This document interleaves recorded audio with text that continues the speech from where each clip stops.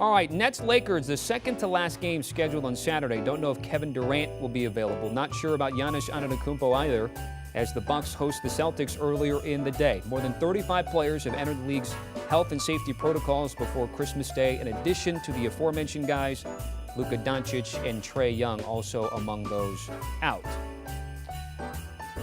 So again, right now we're scheduled to have all of these games being played starting at noon Eastern between the Hawks and the Knicks, all the way down to the late tip, 10:30 Eastern with the Mavs and Jazz. But with those bookends, again, no Trae Young for the Hawks, no Luka Doncic for the Mavs. And these lines, look, we are Caesar Sportsbook family guys, but they only have one game up, Warriors and Suns right now. Every other game still up for grabs. These lines coming from DraftKings.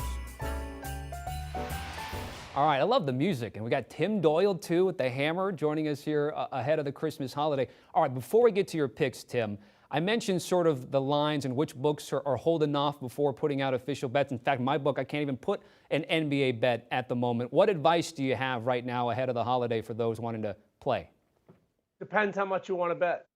You know, if you want to lock in early because you got to do some last-minute Christmas shopping, maybe that's a guy like me, you know what I mean? And if you want to put in a small amount just so you have some kind of dog in the fight instead of talking to Aunt Louise with the lazy eye, I get it. But if you're going to put in substantial amount and a substantial number as far as the bet, you got to get the best info as possible. So you may not be able to bet that 4 or 5 game parlay because that last leg, you don't know who's going to be a go in a particular game. So maybe you're going to have to bet, Tommy, literally up to game time and game by game or a same game parlay. All right, let's attack one of the games first. Hawks at the Knicks. This was like Knicks laying 1. It's now 3.5, of course, with the Trae Young news. What do you like?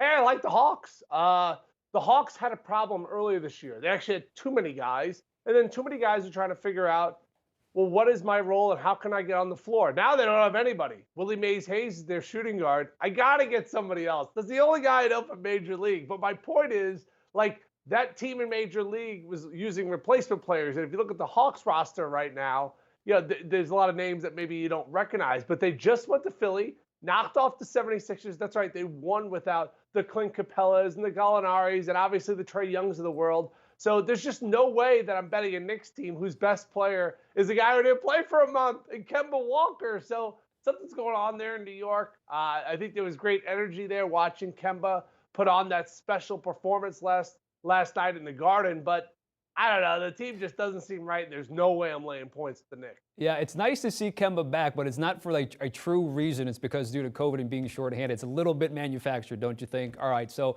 we're taking the Hawks and the points. We're getting a couple added there. Next, we have the Celtics at the Bucks. This one was like Milwaukee laying 7. It's down to around 3. Well, if I'm going to get Tatum and Brown, I like that. You know what I'm saying? Like, we don't know if Giannis is going to be a go. This is a perfect example, Tommy, of waiting to the last possible minute, because when you add in the most dynamic player over the last 5 seasons in the NBA, I think he helps your team a little bit. So if you want to bet the Bucks, wait up until game time because he changes the complexion of that team. He makes everybody else better. And like we all know, Chris Middleton's an amazing 2 guy. When he's your 1 guy, they're just an average basketball team. So if I know I'm getting Tatum and Brown and I have to bet this game right now, I think advantage Celtics. All right, you like the money line there. This next one, Warriors and Suns, I brought it up. It's sort of the one true game because we know which players are anticipated to be. However, a lot of money overnight on Phoenix because they had been sitting at 3.5, Tim, and now at 5. Yeah, well, no Andrew Wiggins for the Warriors, right? And Clay and Weissman are still kind of, working their way back into form. And, the Warriors are going to be a completely different team, Tommy, in a couple of months. But I think it's just way too many points. Now, what we know about Phoenix is they can guard. I believe they're the best defensive team in the NBA, and they have that ability with guys like Booker and Bridges to switch on to Steph. And they gave them trouble last time they were in Phoenix. But did you watch the highlight? By the way, whoever cut the highlight might have been the best highlight I ever watched. Grizzlies and Warriors. Why? Because the game was over, but it was never over, right? It came down to the very last sequence, okay? You go to the free throw line. And nothing is worse than watching a sporting event for 2 hours, sometimes 3.5, sometimes 5, depending if it's college football, and pushing. That's when sometimes you got to call your mom, maybe go back to school, volunteer your time, like donate to a charity, because when you waste 5 hours gambling on it and then to push, I would rather lose, to be honest with you. So I just think this is too many points in this spot.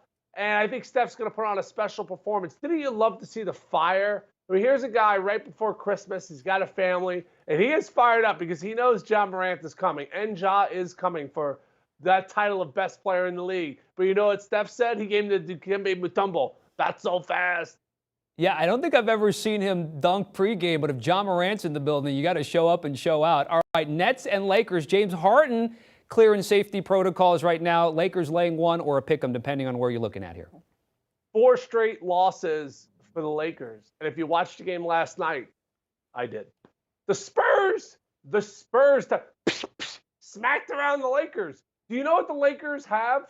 3 of their players are wearing necklaces. It's called Life Alert. Oh, I've fallen and I can't get up. I mean, they have the oldest team in the NBA. Trevor Ariza was on my ABCD camp team when we were in high school. I guarded Carmelo Anthony when he was at Syracuse and I was at St. John's. My point is, I'm 39 years old and I can't run around the block. These guys are star players, important players right now for the Lakers. That ain't good. That ain't good, Tommy. So as far as the Nets, I know they're trotting out the Blake Griffins of the world, but the guy's been around. Patty Mills in his 13th year, he's 33 years old. He's averaging a career high in points. And now you know you're going to get Harden. So you don't know if you're going to get Fat Harden. I like Fat Harden. I think Fat Harden's pretty funny. Remember him down in Houston? But there's absolutely no way you could bet the Lakers. They should be like 4-point dogs in this spot.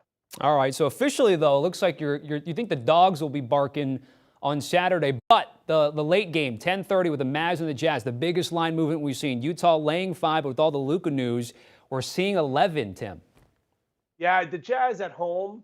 You know, when you bet them at home, here's something you're going to get. You're going to get great shots. Their ball movement, I believe their ball movement next to the Warriors is the second best in the NBA. They get a good shot every time down because they got guys that know how to play. They have a lot of old school mentality guys, whether it is Bogdanovich or Conley. And I think it's rubbed off on Mitchell. Obviously, Gobert knows his role. Joe Ingles is like the toothless neighbor who plays in like the YMCA, but he does everything right on the court. Like, they have a very old soul team. Now, they could shoot 10 of 44 from 3, and they're not going to cover this number. I mean, they shoot that many threes. They had a stretch this year, 3 consecutive games where they made 20-plus threes. So the three-point shot is so – that's what you're really betting on. So you're hoping that at home they feel comfortable and they bang down shots. They did yesterday against the Timberwolves. I had their team total over. It was 119.5, Tommy. Talk about a big number. They blew through that. So I'm just confident they're going to get good shots. As for the Mavericks, they're in like basketball purgatory. They're better than the bad teams, not as good as the good teams. And Luka Doncic, I think it's simple. Talk about Fat Harden.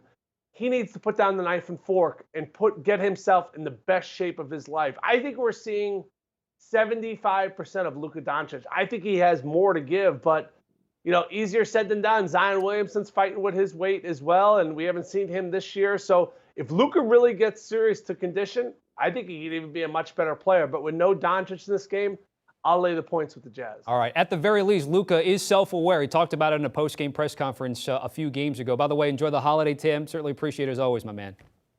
Love you, Tommy.